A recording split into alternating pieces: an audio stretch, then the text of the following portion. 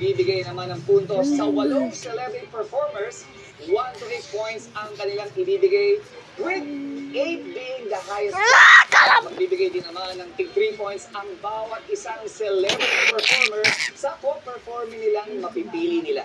Yes, ang makakakuha ng pinakamataas na puntos ang siyang tatanghaling weekly winner at mananalo ng 50,000 pesos! At may ipon ang kanilang puntos linggo-linggo hanggang sa magharap-harap ang lahat sa Grand Showdown kung saan tatanghalin ang ating Grand Winner. At hindi lang yan dahil madadagdagan ng saya at excitement sa mga twist na mangyayari this season dahil linggo-linggo kailangan nyo abangan ng mga mangyayaring skill, surprise duets, and battle of one icon. Marami talaga kaming inihandang pasabog para sa inyo, kapamilyar saan malalaman nyo kung ano ang mga twist na yan soon. Kaya abangan nyo lang yan. Kaya naman, let's get this party started. Sino nga ba ang buena-manong transformation natin ngayon this season? Mapag-TV, pelikula, entablado at musika na pagdaanan na niya as the total Gen Z performer. Kaya handa na rin siyang maging unang celebrity performer ngayong gabi. Kilalanin natin siya.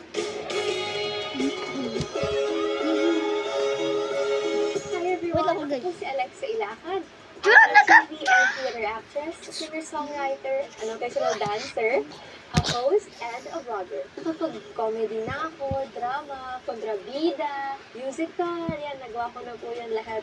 But syempre, aside from being an actress, madami rin ako ibang gustong ma-explore. Like singing. Music is one of my passions talaga. I want to make this an era of exploration, growth. Kaya ako nandito, I'm willing to try everything, lahat ng hindi ko pa nagagawa noon, gusto kong magawa ngayon. This experience is a gift talaga. Just like this, giant gift. Kaya ito. Pwede na i-open. Open ko na.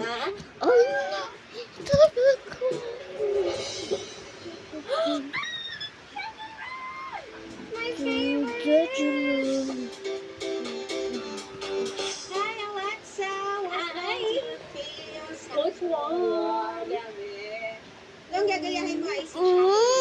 Ang napapasok ko talaga sa boses niya, ang tatak niya talaga is yung yodel niya. God, what have you done?